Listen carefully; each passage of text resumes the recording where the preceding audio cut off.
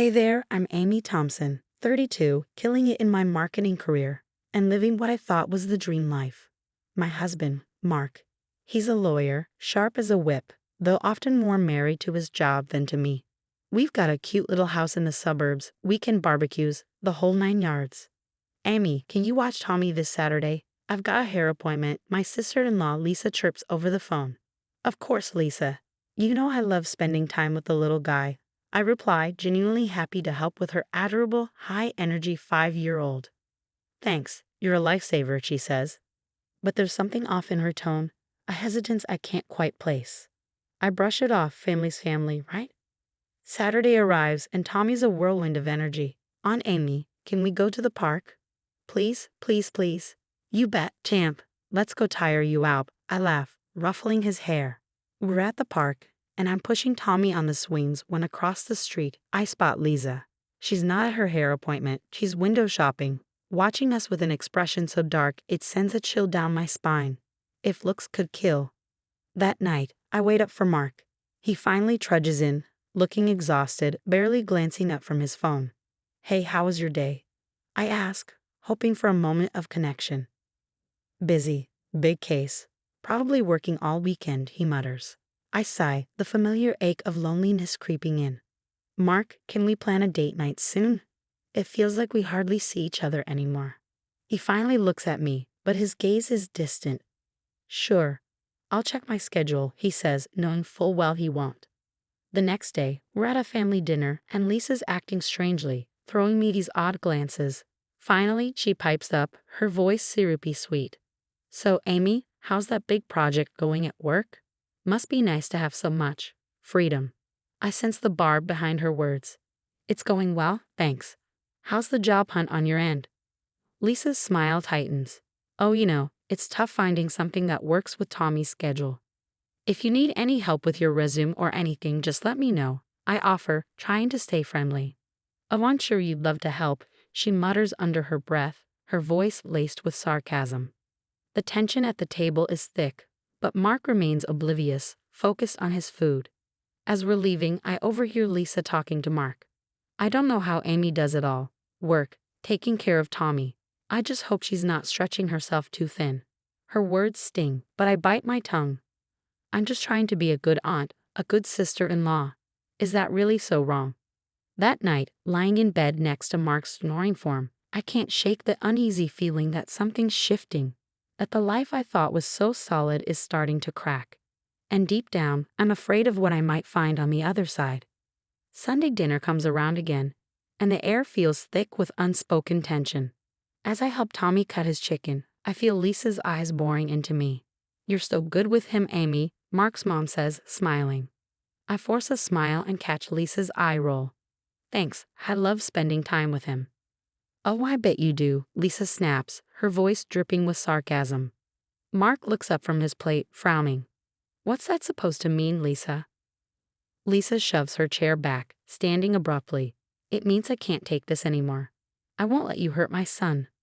The room falls silent, my heart pounding in my chest. Lisa, what are you talking about? Don't play dumb, Amy. I've seen the bruises. Tommy told me everything. She pulls Tommy close, shielding him. Tommy's eyes go wide, darting between us. Mommy, It's okay, baby. You don't have to be scared anymore. Lisa coos, her gaze fierce as she glares at me. I stand, my legs shaking. Lisa, this is insane. I would never hurt Tommy, never. Mark's voice slices through the chaos. Amy, is this true? I turn to him desperate. Of course not. How could you even ask that? Lisa spits. I've seen it myself, the way you grab him, how rough you are. It's abuse, plain and simple. That's a lie. I shout, my composure unraveling. Mark, you know me. You know I would never? Mark's face hardened, and his next words hit me like a physical blow. I think you should leave, Amy. What? Mark, no, you can't possibly believe this, I gasped, looking around the room, desperate for anyone to stand up for me. I said leave, Mark roared, slamming his fist on the table. Tommy burst into tears, clinging to Lisa as she whispered soothing words, casting a look of smug triumph in my direction. I'm sorry, Aunt Amy, Tommy sobbed. Oh, Tommy, sweetie, it's okay. You didn't do anything wrong. I tried to reassure him, my voice breaking. But all around me, I saw only judgment and disgust. Faces of people who just moments ago had been my family. Amy, Mark's dad said, stepping between us. I think it's best if you go. We need to sort this out. Sort what out? There's nothing to sort. I pleaded, desperate. But the only response was Lisa's smug smirk. I always knew there was something off about you, she sneered. Shut up, Lisa, I snapped, instantly regretting it as Tommy flinched. That was the last straw. Mark grabbed my arm, yanking me toward the door. That's enough. Get your things and go. Mark, please, I begged, tears streaming down my face. Don't do this. Let me explain. But his eyes were cold, foreign. There's nothing to explain. I want you out of our house. Now. In a daze, I packed a suitcase, my hands shaking so badly I could barely zip it closed. The family watched in silence as Mark practically shoved me out the door. I'll have my lawyer contact you, he said, his voice empty, as if I were a stranger. Mark, please, I whispered one last time. But he slammed the door in my face, leaving me alone on the porch, the reality of what had happened crashing over me. How had everything fallen apart so quickly? Where could I go? Who would believe me? As I stumbled down the steps, suitcase dragging behind me, I heard Lisa's voice through the window. It's okay now, Tommy. The bad lady is gone. Something broke inside me. I started running away from the lies, the betrayal, and a life I thought I knew. My world had shattered in an instant, leaving me with nothing but the clothes on my back and a fierce need for justice. Somehow, someway, I would clear my name. The next few weeks were a blur of cheap motels and sleepless nights. I'd sit on lumpy mattresses, staring at my phone, willing it to ring with news that this was all some terrible mistake. But the phone stayed silent. My career soon slipped away too. Amy Thompson, my boss's voice crackled over the line one morning. We need to talk about your situation. I swallowed hard. Of course, sir. I can explain. Save it. Just take some time off. Paid leave. We'll reassess in a month. He hung up before I could reply. That afternoon, desperate, I found myself in the dingy office of a private investigator named Jack. He sat across from me, eyebrow raised as I slid an envelope over the desk. Every cent of my savings inside. So, you want me to dig into your sister-in-law's past? He asked. I nodded, clinging to the sliver of hope that Lisa wasn't as perfect as she seemed. Days turned into weeks. Every time my phone buzzed, I jumped, hoping for news. Finally, Jack called me. You're going to want to hear this, he said, his tone grave. I held my breath as he laid it all out. Lisa's history of manipulation, financial troubles, even a dropped fraud charge from years back. But the real kicker? I've been watching the family's business accounts. There's money missing, big chunks. Guess who has access? My blood ran cold. Lisa. Bingo, I think she's covering her tracks. It all made sense. The jealousy, the accusations, the smugness. But the real bombshell came a week later when Jack showed up with a recording. I managed to get this from Lisa's house. Don't ask how, he said, playing the audio. Lisa's voice came through, dripping with false sweetness. Tommy, remember our little game? If anyone asks, you say Aunt Amy hurt you. Can you do that for Mommy? Tommy's small voice was confused, hesitant. But Aunt Amy didn't hurt me. I know, sweetie, but this is our special game. It'll help Mommy, okay? I felt sick, my stomach churning with horror and fury. She'd coached him. She'd made him lie. Jack nodded, his expression dark. We've got her. I threw myself into building my case. Every scrap of evidence, every inconsistency in Lisa's story, I documented meticulously. But I knew it still wasn't enough. I needed someone else on my side, someone who'd seen Tommy in a different light. That's when I remembered Miss Patel, Tommy's kindergarten teacher. On a whim, I reached out, half expecting her to brush me off. Amy? Miss Patel's voice was soft but wary. I've actually been a bit worried about Tommy. He seemed different lately. Withdrawn. Is everything okay? I took a deep breath and laid it all out. There was a long silence on the other end of the line. Then finally she replied, I believe you, Amy. Tommy's behavior. It makes sense now. How can I help? With Miss Patel's observations added to my growing file, I felt like I had a fighting chance. But confronting Lisa head-on would be reckless. I needed a plan. Late one night, in my tiny rented room, I spread out all the evidence: the financial records, the recording of her coaching Tommy, Miss Patel's statement. Piece by piece, a strategy began to form.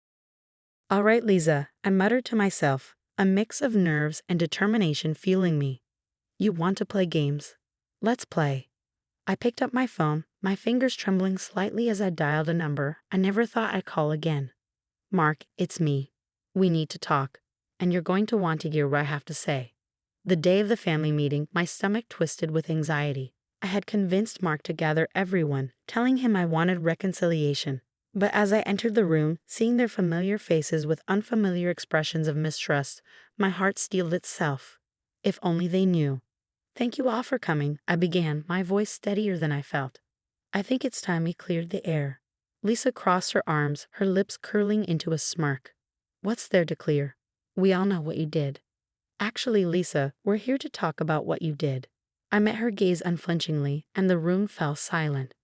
Piece by piece, I laid out the evidence. Financial records showed Lisa's embezzlement. Recordings exposed her coaching Tommy, while Miss Patel's statement spoke of Tommy's behavior changes. The room was so still, I could hear everyone's breath catching. "This is ridiculous," Lisa sputtered, but the panic in her eyes gave her away. Mark's face went pale as he turned to her. "Lisa," he said, voice tight, "is this true?" Before she could respond, Tommy, clutching his mother's arm, burst into tears. "I'm sorry, Daddy. Mommy told me to say Aunt Amy hurt me, but she didn't. It was a game. But I don't want to play anymore." Chaos erupted. Lisa lunged to grab Tommy, but Mark's parents restrained her, horrified by the truth unraveling before them. "How could you?" Mark's voice was barely a whisper, his face stricken as he stared at his sister. I turned to him, my voice cold. "How could I? Mark, you didn't even give me a chance to explain. You threw me out without a second thought." Mark reached for my hand, his expression twisted with regret. "Amy, I'm so sorry. I made a terrible mistake. Is there any way we can?" I pulled my hand back, shaking my head. "No, Mark. We can't. I've already filed for divorce." His face crumpled, but I felt nothing. The love I'd once had for him had died the moment he chose not to believe in me. In the weeks that followed, everything changed. Lisa faced charges of fraud and child manipulation. Mark? Last I heard, he was drowning in whiskey and regret, a shadow of the man I'd once thought I knew. As for me, I turned my pain into purpose. I started a support group for people who'd been falsely accused, who'd watched their lives torn apart by lies. Every week, I listened to stories like mine, offering the understanding I'd wish I'd had in my darkest moments. 1 year later, I stood on stage, accepting an award for my advocacy work. The applause washed over me, but all I could think of was how far I'd come. "Thank you," I said into the microphone, scanning the audience. "To everyone who's ever been falsely accused, whose world has been turned upside down by lies, this is for you. Our voices matter. Our truth matters." As I stepped off stage, my phone buzzed. It was a text from my boyfriend David. "Congrats, babe. Dinner to celebrate." I smiled, feeling truly happy for the first time in ages. The old Amy was gone, replaced by someone stronger, wiser, and unafraid to fight for herself. As I walked out into the cool night air, I thought of Tommy and hoped he'd heal in time. Maybe someday, when he was older, he'd understand what had happened. But now, I had my own life to live, a life I'd fought to reclaim. And nobody, not Mark, not Lisa, not anyone, would ever take that from me again. A cab pulled up, and I climbed in, the driver glancing at me in the rearview mirror. Where to miss? I grinned, savoring the freedom of choice. "To the future," I said, knowing I truly meant it. If you were in Amy's shoes, would you have forgiven Mark for doubting you so quickly, or was his betrayal truly unforgivable?